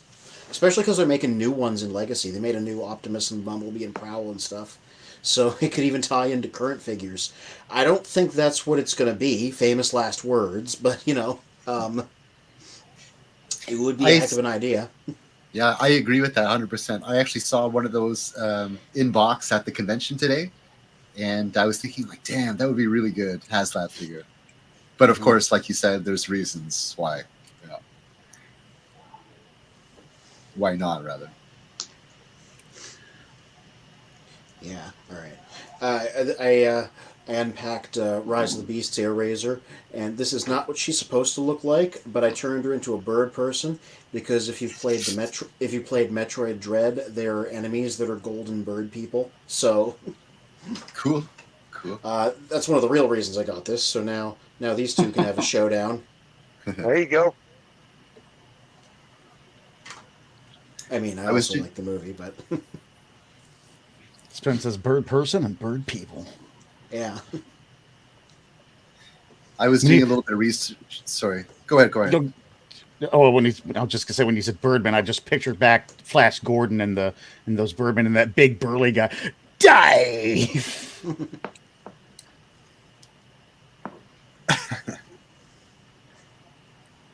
What are you gonna say, Kitty? I was going to say I was doing a little bit of research on that, like discoloring plastic, and there was a mention of Figma figures having a tendency to get sticky over time, sticky and squishy. Have you experienced that? I wanted to ask you. Not really, but I don't have too many old ones. A little bit on this one here, but I assumed it was part of the figure. So this is the oldest Samus. Oh crap! Don't worry, it's durable. This is the oldest Samus Figma that I have. This is the Metroid Other M1, which keeps falling off its stand, but I'll just hold it like this. And it is a little bit sticky. Like, there's a little bit of give to it. But it's also, the plastic is like a little bit on the rubbery side. So yes, on this one. Not on any of the other ones. Okay. It doesn't feel like it's going to pick up dust, but there's like a little bit of cling to it, you know? Yeah. So what you should do, what I've read, is that you should wash it with soap and water. If you have like a soft bristled toothbrush, use a soft bristled toothbrush. This will remove the plasticizer, and also it'll remove any tendency for it to discolor. The reason this happens is that, like you said, the plastic is a little bit softer, and that's because they add, well, it's an additive. It's called plasticizer, and this is what leaks out over time. And especially in the softer figures, like I guess the Figma is why. I should. Is that doomed to happen to my other Samuses, all of which I got later? Yeah, from what I understand. But if you keep it up, if like soap and water, every once in a while, dish soap and water, just to clean off the plasticizer. Oh, also, what was it? Yeah, it. If you have it in package, I forget. But like, there's some packaging that has like that plastic paper over the figure. That also causes more buildup because it condenses on both sides of it, the plasticizer. Magnus, I got a quick question for you. Because I just them talking about that and thinking how much dust can affect that. Is your Transformers room pressurized to keep dust out of it? Right? Yeah, is your room there pressurized in any sort of way to keep the dust out of it? Like a clean room? My second floor is. Oh, the whole floor is. Okay. The second floor is on its own system, and it's got a double filtration system going back to the air return. Oh, crazy. Okay. So you don't have a huge problem with dust up there then? No. Once a year if I need it. Wow. Yeah, it doesn't get anything. Plus, most of my cases are closed. If you can see behind I was me thinking there. the stuff outside the case. I mean, obviously inside the case. No, the stuff outside the case. No, I don't have much air movement up here. There's the pets are contained downstairs. None of that air comes to this level.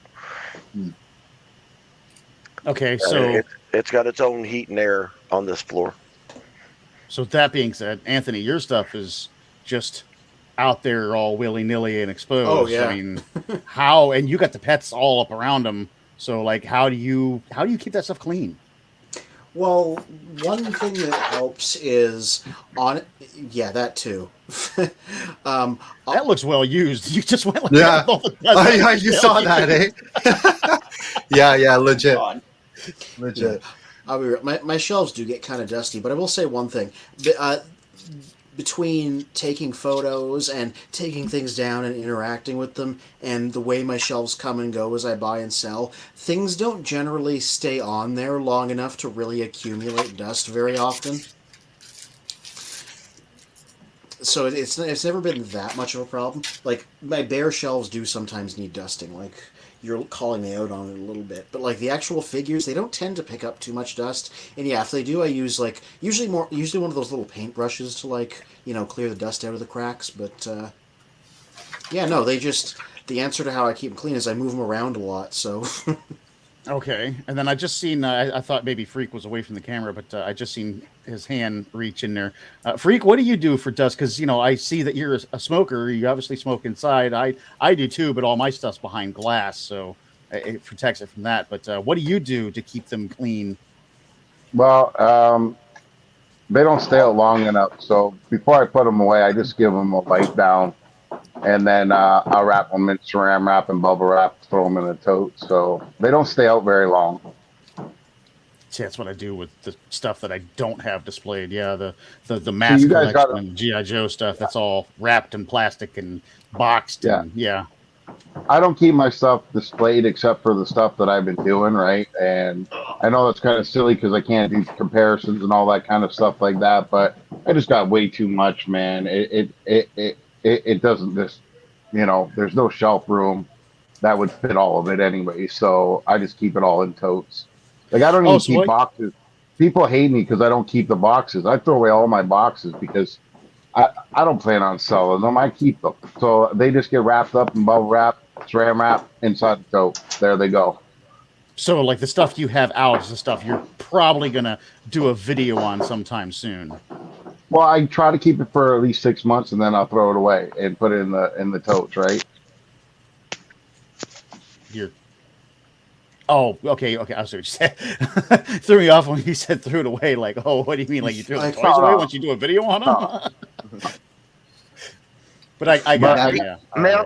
Freak, I'll pay for the shipping. Just mail them to me. Don't throw them away. What are you doing? They're going to gravitate down here anyway. He's they're pulling them in. Hey, you only got one. I got 2 of those things, man. What's that? You got 1 Unicron. I got 2. Technically, I have 3. I have HasLab, I have Studio Cell, and I have Armada. Yeah, I got those too. But what I'm saying is I got 2 Hasbro. One's still in box, never even opened. Yeah, but you see that the gravity doesn't get pulling until it gets out. That's right. Get out of his box. Don't you know how gravity works? Okay, but if that's the case, I got mine before yours. Okay. I have these. These are shaving brushes, and like to do your face with. I actually bought them with the intention of actually using them. They came in a box of like 8 of them for super cheap. And I found that they're not so good for your face, but they're super good on getting into all the nooks and crannies on your Transformers, especially like the deep nooks and crannies. I live next to a highway, although I'm on the 9th floor. My windows are open and it gets super, super dusty in here. So literally on a regular basis, I have to dust everything, including what's behind my glass, in my glass cabinet. See, so regularly behind my glass like once a year. Spin says, "Do 3 Unicrons make Unicroni?" I read it like a kind of pasta I've never heard of, Unicroni. Exactly how I do. And RG Eagle says, "Poor areas are getting destroyed twice now. Once in the movie and once now." Yeah, the problem was I held up this Samus and then it saw one of those enemies and then just leaped out of the stand to go fight it. So that's in character. And then RG Eagle says, "The funny thing is that dust somehow gets inside the DTOF cabinets. How is that possible?" What the heck's a DTOF cabinet? DTOF is the glass cabinets that I have set up over on this side. I don't know if I've got my other camera. Because they don't get inside my old KB toy glass cases. Or very, very little of it does. Must have the cap on it. Well, one's a back loader, one's a front loader, and the front loader is the one that actually really needs cleaned once a year. The back loader, depending on how much I have going on in that room, will oh no, that's not sealed very well at all. No. It looks great, but no, that's not sealed very well. Well, they're sealed in the back,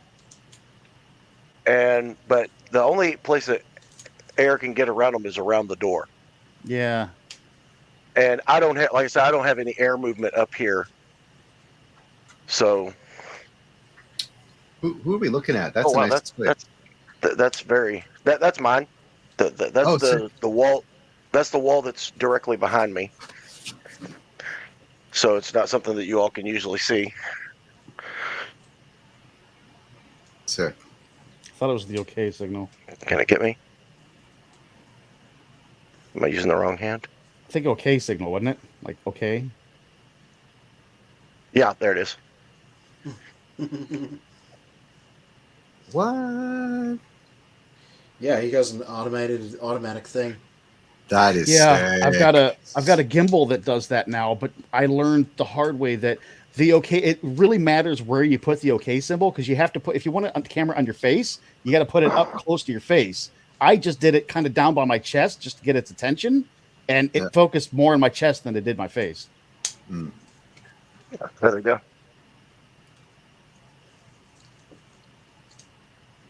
That lighting is so cool. Yeah. Totally digging that. Yeah, I've got less than 30 cents a strip in these. Nice. I found boxes and boxes and boxes of them at that Gimme 5 store when it was still in business. Get out. That's so awesome. Nice. Yeah, the dead stuff is a glass cabinet. It's really 5.5 feet tall. It does have seals on the back of it that the glass snaps together at a 90 degree, and then the top is wood and the bottom is wood, and the rails that actually hold the glass shelves screw to the top and screw to the bottom, and so it kind of sandwiches everything down.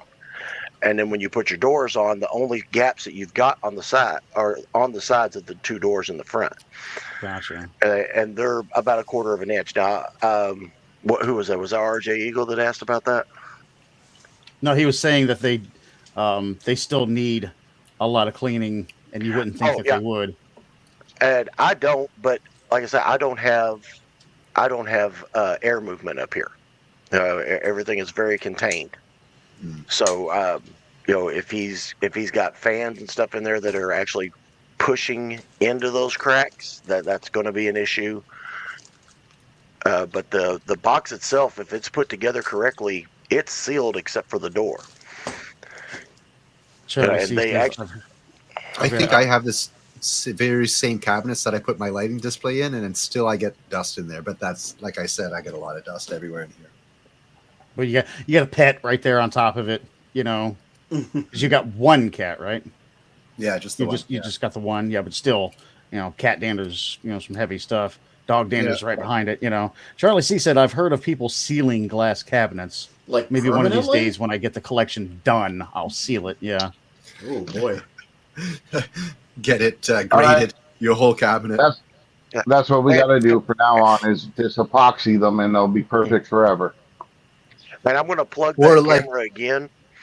That camera is very cheap. It's called an AI Coco, AICOCO. It's less than $100, and it's phenomenal.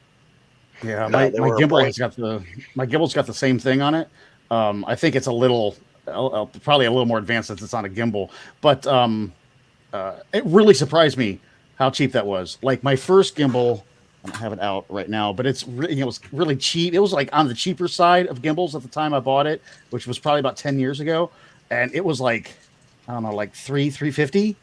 And then this one with the AI on it that tracks way better and moves way better was only like $250. It would have been high end back in the day, but now even the high end ones have come down in price. So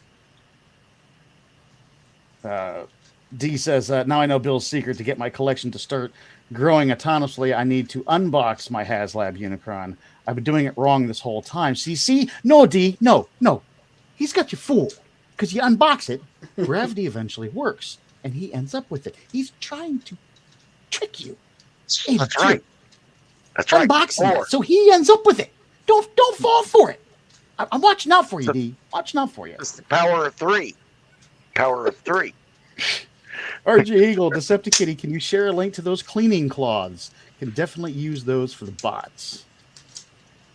Oh, that, you mean that my AI cocoa is still only $59 on Amazon. Shaving cream thingamabobbers, yeah. my shaving cream brushes? This was actually at a local wholesaler. It was kind of like a warehouse wholesale type of thing. I have a whole bunch of them. If you want, I could ship you one. No problem, no cost. Just pay for the shipping. I'll ship you one. Literally, it was like $5 for a box of 8 of them. So I just bought the whole box without thinking on how poor quality they are for your face. Another comment was, I forget who it was, but someone asked about canned air. Yeah, thanks, RJ. Yeah. Now I used, but back when I lived at the other house before I moved into this one, my collection room had an open area that came right in from the living room, and so I had to dust like monthly to keep them clean. And I used the canned air a lot on those, like 3 cans. You don't find there's like still residue or of dust left after you've sprayed it, and no matter how much you spray it, that dust stays? No. I never. My did. experience, I get that. I would take a big soft number 8 paintbrush, everything, and go over everything to get everything loose, and then take that duster can and shoot it off with a fan sucking out everything, and they would take it into the kitchen. Charlie says just use a leaf blower to keep the dust off. Huh? Sounds legit. Hell yeah! You just gotta glue everything down. when you get done, they'll all be standing like this. That's why I said, that's it. We just got to start epoxying them and putting them in cubes. What the Decepticon, where he said where you might have that little bit of residue. That's where I use Q-tips. I spray just a little bit of window cleaner on the Q-tip, and then I, you clean it real gentle with the Q-tip. But you got to be careful even doing that, because I've taken paint off doing that before. So exactly. He says, good looking out, Toy Warp. I almost fell for it. Yeah, I just rubbed off some sticker paint from. I almost had another one. Twin Twist here, just from a little bit of alcohol. No, I did actually. Yeah, I took off his paint from his leg, this side here. The sticker has paint here. I did this just now. I was trying to clean up the shin there. Yeah, stupid me. I didn't even realize. So yeah, ruined that sticker with a little bit of alcohol. Yeah, well, that's what Toy Hacks is for. Actually, like I was saying, I'm actually going to panel line it, the sticker. So I'm going to actually physically do the sticker into the plastic and then paint it with an airbrush. Just expand. I just want to go to town with this just for fun. Stephen Bach, who left us, says, tell Anthony I finally watched the Tarn special that ends Transformers Cyberverse. Sludge being like a big dog and thinks that it's a lap dog with Shadow Striker was adorable. Sludge is like that, yeah. It's a good way to end the show. Usually the episodes are like 10 minutes long, but they did like a couple 40-minute specials as the big finale. That's why that's such a watchable show. Charlie C says, probably buy a car detailing brush kit. They come in a variety of sizes. Or if you get really if you get really desperate for some really small area that you want dust out of, model paintbrushes do a good job too. Well, I was talking about a number 8. The number 8 is the big wide one. It's about a ½ inch.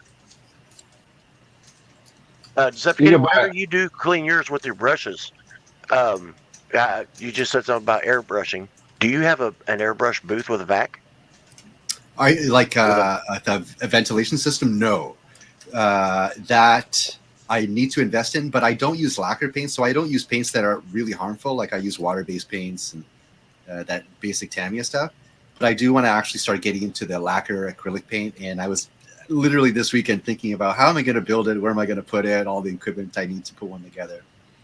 If you get into a real trouble spot to clean, you can put just water in your airbrush. Oh yeah, that's true. That's mini pressure washer. Yeah. It's like a little mini pressure washer. And when you're just dusting, if you do have the ventilation system, like I've got an air system on mine, and everything, I turn it on, and that's where I actually do my cleaning, so that the dust that I knock off of it with the brush just gets pulled away from it instead of circulating around somewhere up here. Mm-hmm. You can get those shaving cream brushes in like those Old Spice kits too, eh? Yeah, you can get them anywhere. I got it super cheap someplace.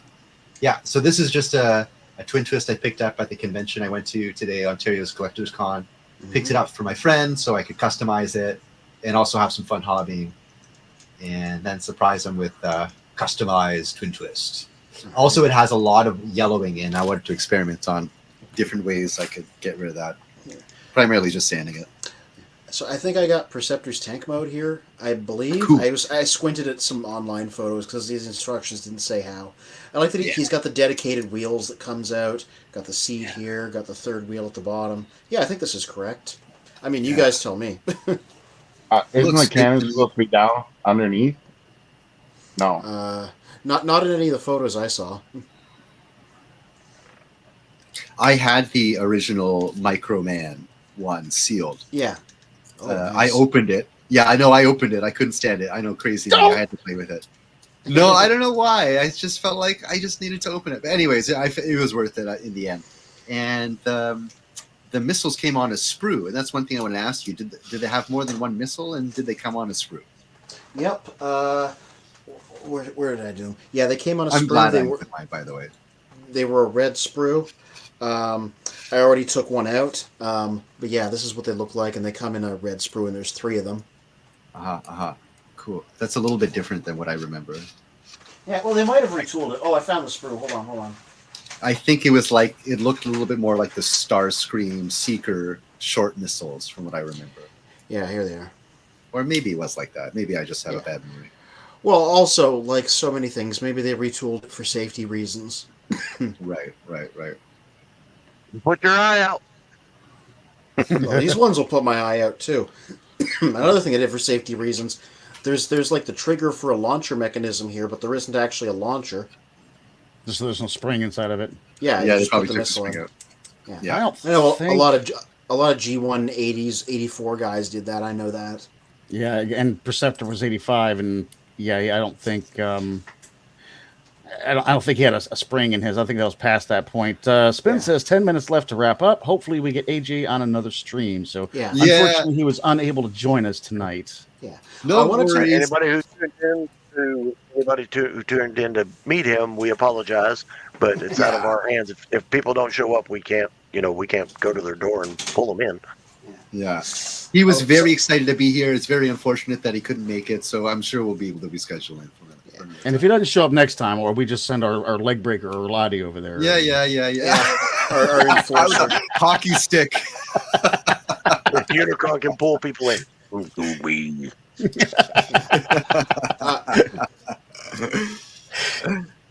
Something interesting I wanted to quickly note for like the trivia around these guys is so the retro versions of the G1 Seekers, their missiles actually do shoot. They put the springs back in.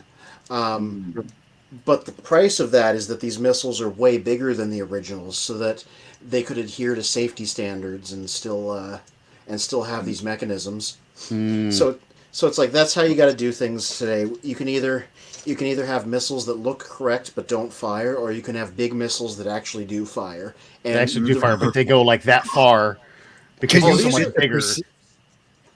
These are pretty powerful. I'm with Decepticon on this. Let's do an experiment.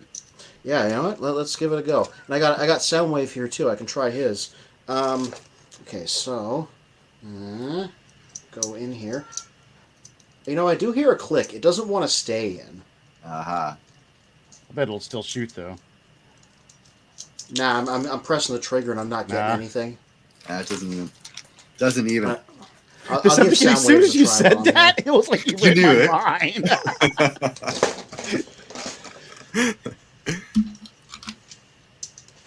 Does this Soundwave fire? Let's give it a shot. Oh, these ones don't even fit in. They're a little bit too wide to go in. Yeah, they always make them different sizes. It's so annoying. Yeah, like the Starscream ones, they fire just. I assure you. I'm surprised because the original missiles were, less than half that length. Yeah, so it's like they've decided to try both approaches with these reissues. Like half of them fire, half of them don't. RJ says, now does anyone have Magnificus? And what do you guys think? Magnificus is the black repaint of Perceptor. Takara first did one in the 2000s. They reissued this guy. They painted him black, like his micro-change toy, and they named him Magnificus, and they declared him a new Decepticon. And more recently, the most recent Perceptor, the Studio Series one, also got a black repaint into Magnificus again. I don't have much of an opinion. I think it's kind of a boring-looking repaint. Some toolings look good in black. This one, it was like just whatever. Magnificus is the original Perceptor. That was the colors of the original Microman. That was the colors of my original. So for me, that's Magnificus is closer to my memory of playing with Perceptor. Although I was older and a collector by the time I was playing with it. But yeah, so you have a personal connection to that repaint, basically. Very much, very much. How did you get hold of all this Microman stuff? You're younger than the rest of us. How did you get hold of all this Microman stuff? Yeah, very interesting. I have near me, I used to live here when I was younger. This is around the G2 era. And there was this comic book store that opened at the mall near me called Grey Region. Yeah, and he had one day, first he was selling comic books. And my granddad went to him and he got the entire set of the Transformers Marvel comics off of him for me to read, which was awesome. And the guys realized okay, well, if he brings in more Transformer stuff, I'll keep buying it, or my grandparents will keep buying it for me. And so he just kept getting Transformer stuff, and pretty soon he kept getting these obscure, weird things like these Microman, never seen it before. And I would just buy whatever he gets, kind of thing. And yeah, I was lucky. I was spoiled with when it came, and that's all I wanted was Transformers. I was so spoiled. I was so spoiled, dude. You have no idea. The answer to how you found these guys was it was the early 90s. The internet value of these hadn't blown up yet. That's exactly right. That's very true. The eBay was an existing thing or maybe brand new. But yeah, the world didn't even realize what Microman was at the time. Mm. And then Freakenstein over there has a set piece from a level in Doom, I see. Nice. No. This custom Necronomicon. Oh. So a Necronomicon. It is a Necronomicon. That is hilarious. It's not finished, but I just started it, and I'm getting back into doing the special effects stuff. But I thought, why not do something cool? And I got a whole bunch of DVDs, so I got this big binder, and it's got a lot of room still. I could put the DVD sleeves in there, but it also has all the printed out pages of the Necronomicon. But I just started them, so. The Necronomicon is from the movie Evil Dead, which is a hilarious trio of movies from the 80s. I haven't seen them since I was a kid. Yeah, it's originally from H.P. Lovecraft's stories, like the Cthulhu ones. Oh, is that right? Okay, yeah. Necronomicon, right. Well, tying things to earlier, it's Lovecraft's public domain, so that's why the Necronomicon can be used in other things. Fair. Yeah, but it's not the same at all. The Necronomicon, I think, is a collection of short stories, if I'm not mistaken. Yeah. And the Necronomicon in the movie, which is what Freakenstein seems to be doing with that binder there, it's like this evil book bound in leather. It's like the Darkhold from Marvel Comics type of thing. Pretty not much. Leather, human skin. It's bound in human skin. It's a face, someone's face. Yeah, but I used to make a whole bunch of stuff that's horror related, and I just got bored the other day and started making this. So. All right, easy, Bill, easy. We can see down the hallway there, and probably halfway into your sex dungeon. So just be careful what you show us on the screen. I was just trying to bring this other cabinet. I forget Decepticon wasn't with us when we went over. I was brought on the show, so he hasn't seen this room. Oh, sick! Wow, that rotating cabinet. That is a Timex watch display. Those are all my G1s that I played with as a kid. Wow. I know in the Stomper community, those Timex cases are about freaking priceless. I mean, one comes up for sale in the Stompers community, and those guys will be paying $2-3 grand for them. No way. I gave $25 for mine because it didn't work. One of the pieces of plexiglass on the sidewall was busted out of it, and there's that black knob that you're looking at right there on the front. That's a pause button.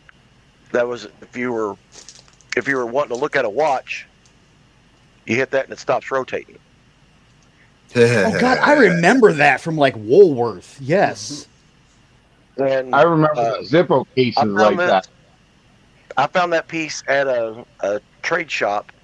It was broken. Like I said, one of the panels was broken out. That thing didn't work. The motor in it didn't work.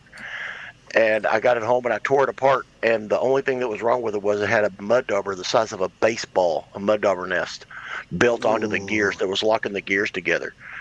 And so I broke that off, cleaned everything up, replaced the plexiglass on it, and I rehooked up the spring that goes to that handle right there, and everything works. So it's $25 plus a sheet of plexiglass. All right. Plus the priceless knowledge of what to do. Well, true. Sergeant Eagle says, Freakenstein, that's crazy. I think the other kind too, like the normal one with the face and everything, but the last one I did was a sketchbook. Like the one before that was like those hidden books. I just did one out of those. All right, well, Spin says he wants us to wrap it up, so that was 10 minutes ago. So let's go through. Anthony, what do you have going for this week? Tomorrow, hopefully. I took the photos. I just got to line it all up. I always give myself the insurance to say, like, maybe not tomorrow, and then it's always tomorrow. Volcanicus, finally. The combined form of all the Dinobots. 3 weeks. Yeah. Oh, 3 finally. Weeks.